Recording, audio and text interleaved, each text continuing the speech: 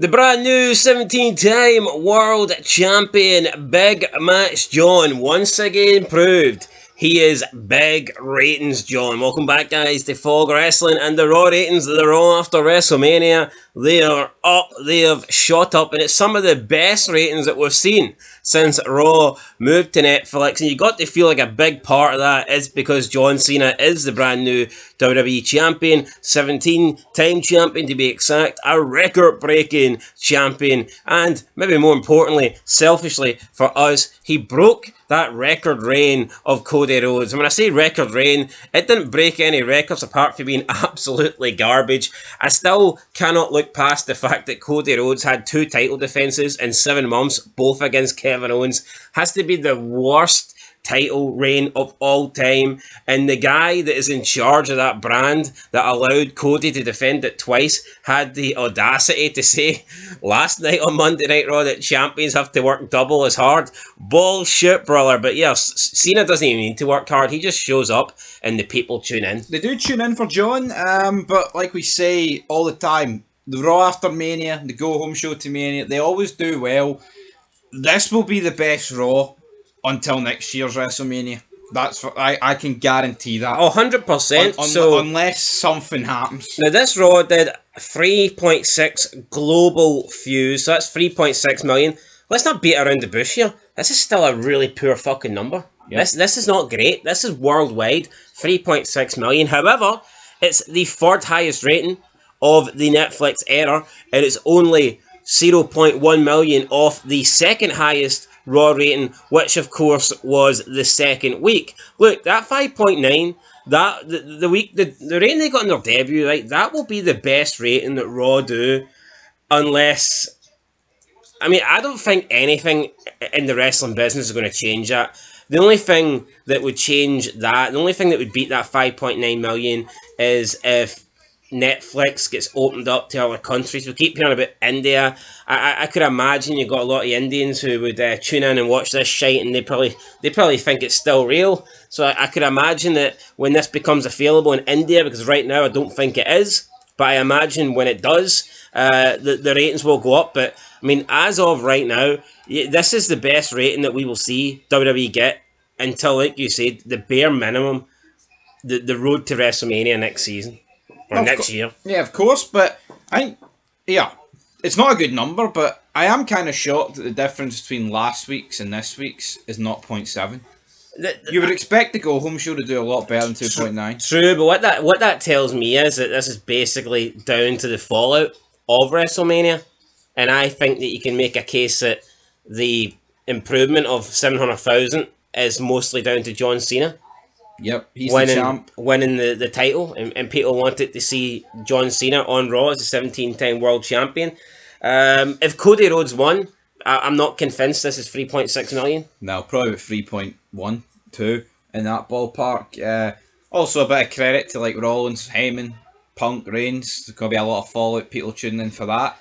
But, I mean, are people tuning in to Raw because they want to see, you know, the Io Sky's title reign continue and things like that. Oh, the New Day defeated the Viking Raiders. No, you want to see Big John. You see John with that 17th, you know, well, not the 7th, well, he has a 17th title, but seeing you see him with that belt, it looks right. That's a guy that carries it with pride and doesn't leave a black mark on its history. He's done more, right, in a week than what fucking Cody Rhodes did in a year.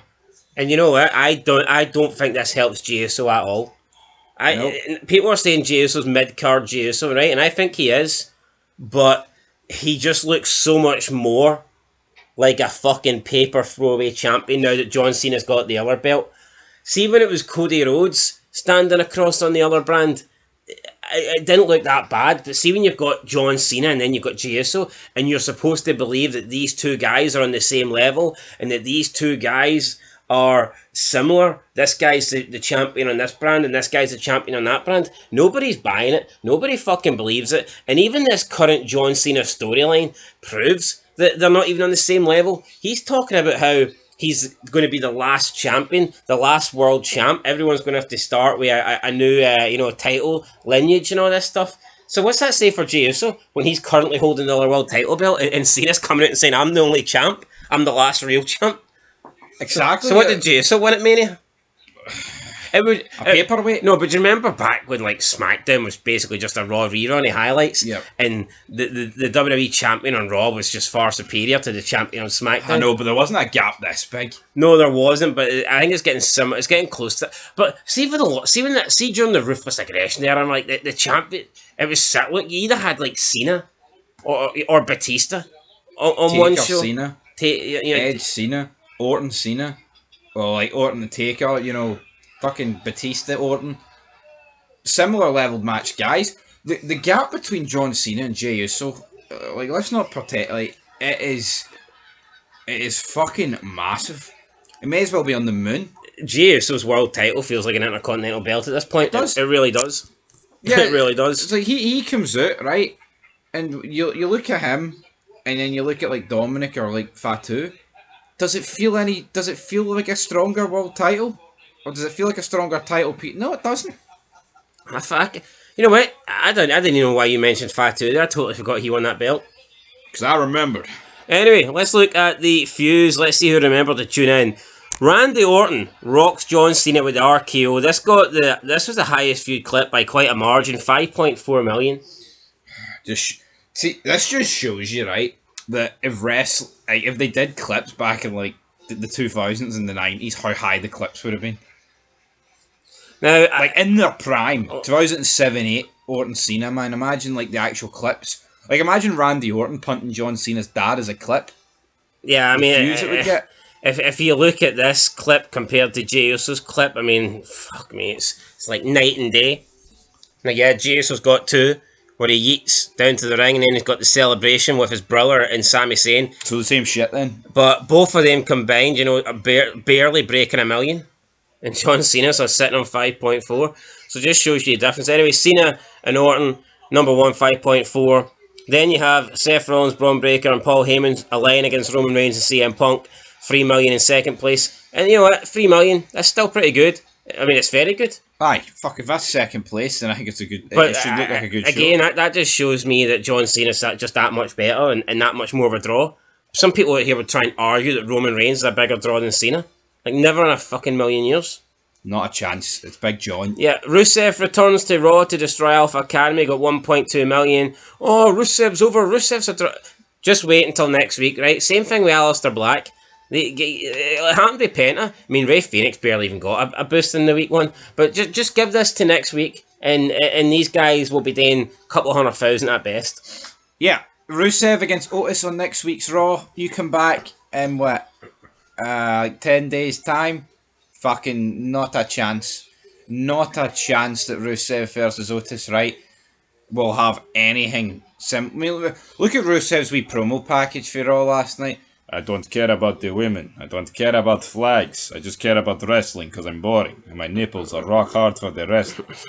Are you trying to impersonate Rusev or Gunther? They're both Eastern European. Fourth place, Gunther attacks Pat McAfee. 984k. I can guarantee you that's got those views because of Pat McAfee House status. The commentator's the bigger fucking draw.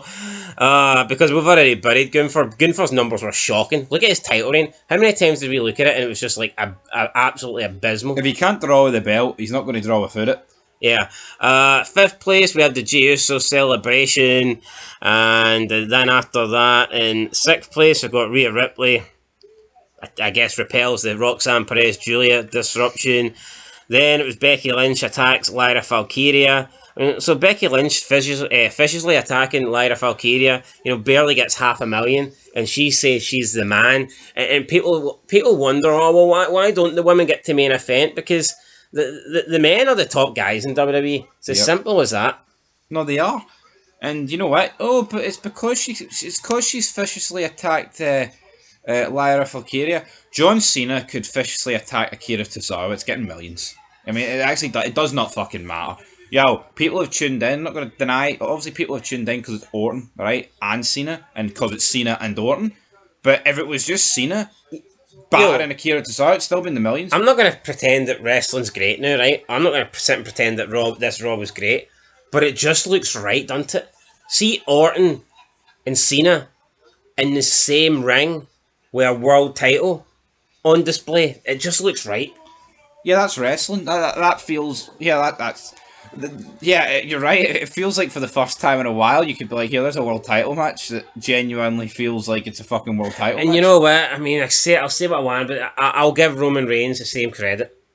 I do think that see if Roman Reigns takes on Cena, big fucking match. See if Roman Reigns takes on Randy Orton, big match. It's got a big match feel. Yeah. See Randy Orton versus Gunther. That did feel like a mid card It's match. just a boring nipple fest. Yeah. See Randy Orton versus Cody Rhodes. Let's not pretend that that's some amazing match just because both guys were in Legacy. I know. Do you know what I mean? Like, people are trying to pretend that Randy Orton versus Cody Rhodes is like some mega WrestleMania headlining worthy match just because they were in Legacy. It's really not. Is that all they've got though? Oh, they were in Legacy. That's they just leech off the past. Like that is literally all it fucking is. It'd be like saying Farouk versus Mark Henry's a Mania main event level because they were both in the Nation. It just doesn't work. No, but see when Taker and Michaels had like the 09 and 10 feud, right? They didn't overly reference what they when they wrestled in the 90s, didn't they not?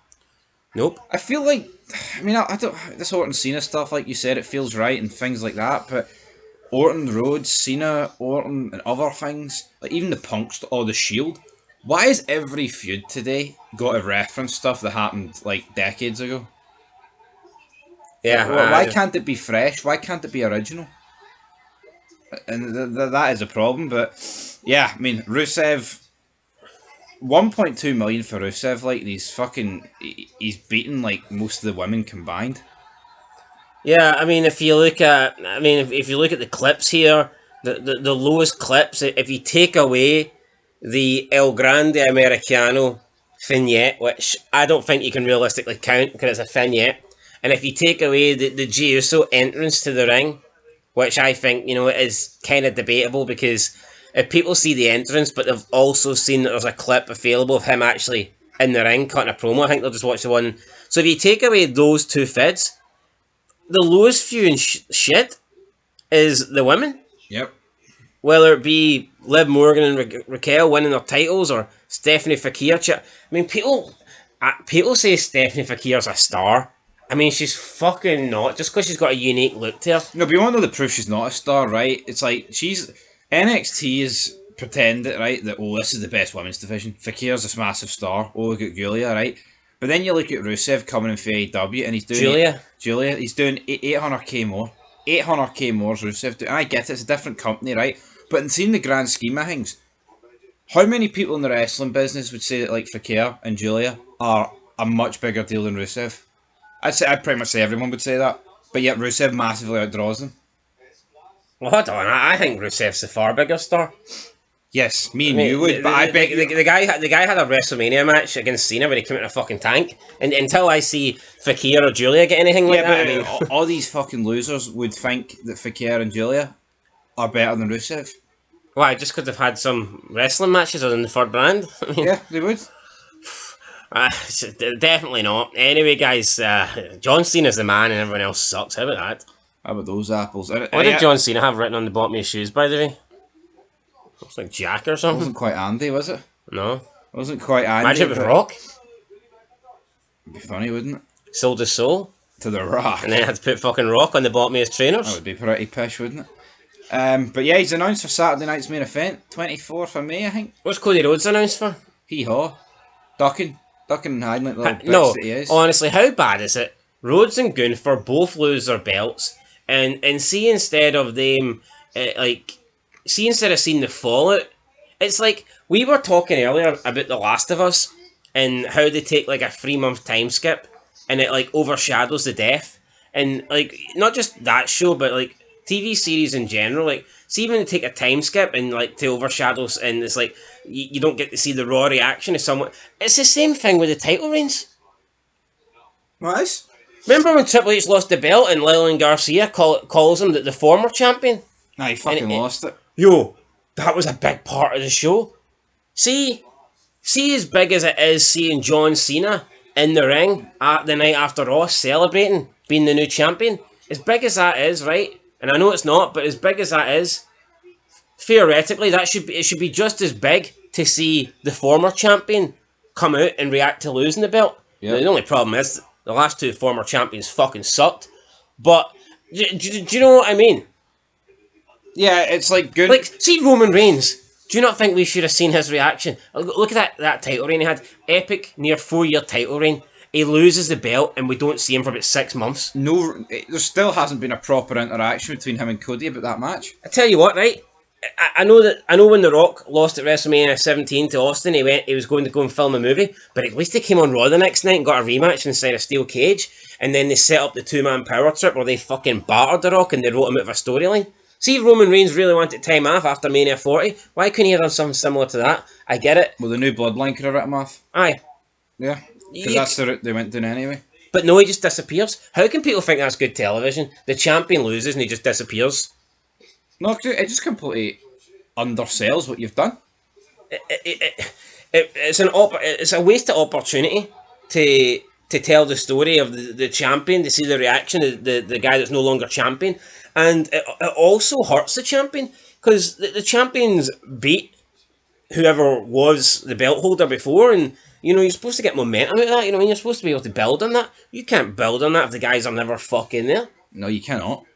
And I mean, see if the guy you beat for the belt just no, but look at Gunther, it's almost like right? it didn't happen. People but Gunther did appear to attack McAfee and Cole. Well, let me tell you this about McAfee and Cole and Gunther, right? The Nipple Express.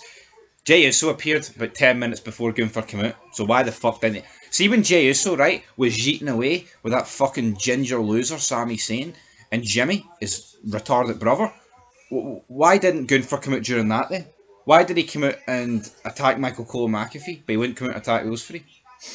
The weakest fucking world champion in history, man. Just look at when wrestling was good. See when somebody lost the belt, they were determined to get it back. They were desperate to get it back. Yo, yeah, right. See when wrestling was good. When did a champion lose the belt, right, and not interrupt the new champion the next night when he had already when he had a segment, and then come out like 10 minutes after he did, and not even address it?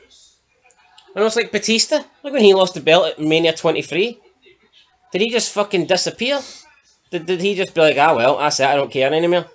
No, I mean, he spent the next 2 pay-per-views trying to beat Taker to get it back. Same with Triple H when he lost to Batista at Mania 21. Yep. Triple H, Backlash 2004. No, Triple H. See when Triple H lost the belt, did he disappear for 3 months? Or did he reinvoke his like rematch clause, or did he like do his best to get it back? You've never seen this in wrestling before, where people just fuck off after losing. It's embarrassing, man. I don't know why people don't think this is good. No, I know the only examples where it happened in the past is if someone got injured. Like Kurt Angle got injured at 19, his neck was fucked, and they thought Brock was fucked as well, so they both kind of had to take time off after Mania. But that's acceptable because both guys near broke. Well, Kurt did break his neck, and Brock had like severe concussion. But here, it's just honestly giving guys time off for what? It's embarrassing. It's disgusting what's happened to wrestling, man. WrestleMania 18, I'm pretty sure after that, Jericho gets a triple threat match for the title. Stephanie McMahon. Yep. Triple H. And then they have a Hell in a Cell a few months later, so to end it without the belt, like. Did Jericho disappear for 3 months? No. No, he didn't. And Jericho, I believe, was also after that triple threat match. Was he not in a contender? Was he not in like a number one contender match against Hogan? I think he was, yeah, and he lost it. To get that match against Triple H at Backlash? Yep. So, do you know what I mean? Albeit Jericho did not get the rematch at the next Premium Live event, he got a fucking rematch the next night on Raw. And then he was in and around the number one contender scene to get in the next shot. But now people lose the belts and they just fucking disappear. We could have had Cody against Orton on SmackDown now. No fucking excuses, like, none whatsoever. But we didn't get hee-haw. Yeah, no, but listen, see if they actually gave us shit like that. How fucking good would that be? Same with Logan Paul. I mean, look, it could have been Logan Paul against fucking Gunther. Could have been. But no. Can't even give you one out of the two. Give you 0 out of the two. I just don't get it, man. I really fucking don't. Yo, like, why not have Logan Paul against Gunther, right? And Gunther hears what Cole says on commentary mid-match, and then attacks McAfee and Cole, gets disqualified, Logan Paul wins. It's as simple as that. Aye? Like, Right, Makes that didn't take me 3 hours in the fucking writing room. I just thought that on the spot there. the problem is that makes too much sense, and the people don't want that because they're like, oh, but you ruined the finish to the match. Fucking losers! It doesn't. Not every match needs to be a 20 minutes clean wrestling. You can have matches that end in DQs. You can have matches that end in screwy interferences that don't result in a clear winner or results in a DQ finish. It's laziness, man. And wrestling fucking sucks. Not a creative bone in their fucking body. It's a sad state of affairs. It is a sad state of affairs, and it's not getting better anytime soon. But 3.6 million, probably the last green arrow for a while. See, whenever Finn screwed Austin at the belt, did Austin take 6 months off? Or was he out in the next night on Raw looking for revenge? Exactly, that's what he was looking for. Look at when Kane beat him for the title. Austin could have just disappeared or come back and win it, and people were going to go abrupt because they wanted Austin to win it. Here, see if they didn't want Austin to win it, you tell me Austin would have not bothered. You tell me he wouldn't have still been interested in the title. Exactly, he'd been there, mate. Like, it was just so fucking common back in the day for the champion to want their rematch, or the champion at least trying to get their belt back. And now you don't even see them. They're AWOL. No, but do you not agree that by not having the former champions on the show, it does diminish what the current champion's done? Yeah, it's like, well, who did they beat then? Who'd Cody beat? We'll put it this Who'd way. JSO beat? We'll put it this way. This is the highest viewed Raw since, the second week of Netflix. If people tuning in, might not even fucking know who Cena beat at Mania. Yeah, they might not. Could be new viewers. Was it explained well? No. Where is the guy that Cena beat? Wasn't injured. We seen him after Mania in the post-match exclusive shit. He just walked backstage, blanked Kathy Kelly, walked into his wee fucking shitey motorhome with his shite dog, and then fucked off. But they think that's good. I know.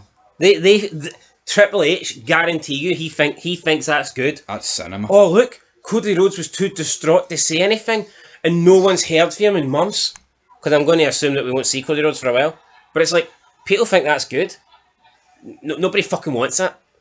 See if Austin lost the belt, and he just stormed out, upset, didn't say anything, then didn't appear for weeks and weeks and weeks. It sounds like he took his ball and went home. WCW would have went up in the fucking ratings, and WWF would have went down. No, but what is the actual difference between Austin taking his ball and going home, and what Cody Rhodes has done here, and what Roman Reigns did last year? Apart from Austin did it in real life, but why is Austin portrayed as such a bastard for walking out, when essentially that's what these guys have done? Yeah, that is literally what they've done, though. You could have had anything, man. Like you said, with that Gunther and Logan Paul thing, you could have had something very similar on SmackDown. Randy Orton against Cody Rhodes in number one contender match, and maybe even just get somebody's entrance music comes on, whether it be Travis Scott's or Cena's or The Rock's or whatever, and Cody could turn around and it could be a bluff. Turns back around, Orton hits the RKO, 1, 2, 3, Orton's number one contender. Cody Rhodes doesn't look weak because he wasn't like pinned straight up in a convincing fashion. And then you get Orton versus Cena, and you can still have Cody being like, hard done by The Rock and his group of souls. It's fucking not rocket science to write good shit, or at least shit that makes sense and isn't lazy as fuck and just misses half. That's the nail on the head, right? What we are saying, it's not fucking great. It's not the greatest stuff you'll ever see, but if it makes sense, then I think at a minimum people will not mind it. You know what doesn't make sense? People just getting world title shots for fuck all. Yeah. Logan Paul came out and basically said, I don't like what Jey Uso did last week, and he gets a title shot for it. It's almost like now they're saying the only time you have to earn title shots is WrestleMania. Yep. That's it. I think WWE is quickly becoming the only matches that you compete for a world title is Money in the Bank, Royal Rumble, and Elimination Chamber. I think that WWE is moving towards that, where that's like the only three quote-unquote like number one contender matches. And that, see all the other pay-per-views, they're not worthy. All you need to do is come out and declare yourself number one contender or ask for a shot. I know. How many times, like, when wrestling was good, did people just ask for a shot and they were granted it? Fucking never. Unless it was a heel GM which pulled favours to get them or something, right? But that makes sense. But now we don't have heel GMs. We have two cookie cutter fucking white Caucasian fucking jobbers. It means more when you earn it. It means more when you deserve it. And these people are just fucking going out and asking for a shot at the title or demanding a shot, and they're See getting it. Pierce and Al, they're the two most generic fucking white guys going, aren't they? Nothing about them. Compare them to Bischoff. Bischoff has a look. These two look like...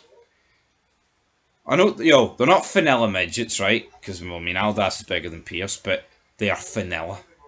There's nothing about them. Nothing. Fuck it, just nothing. No charisma, no fire, just bland as fuck. Aye, no, it's bad. Anyway, guys, I think that's where we're going to end it. This sucks. But Champions work twice as hard. yeah, Folk Wrestling works twice as hard. Tell you that. Fucking put us over Cody Rhodes any day of the week. That's it, guys. Till next time. Peace.